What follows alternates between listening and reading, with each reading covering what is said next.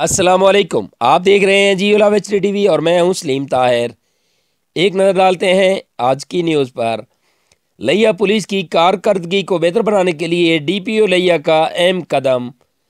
Police گاڑیوں کی مرمت، بیٹریوں اور ٹائرز کی تبدیلی۔ گاڑیوں کی مرمت سے پولیس کا پیٹرولنگ نظام اور کارکردگی بہتر ہوگی۔ مزید تفصیلات بتا رہے ہیں ملک محمد اسلم اپنی اس رپورٹ میں۔ ہاں جی، ڈی پی او لیا سید ندیم عباس کی ہدایت پر ضلع بھر کی پولیس کی گاڑیوں کی مرمت، نئے ٹائرز اور بیٹریوں کی فراہمی کا سلسلہ جاری ہے۔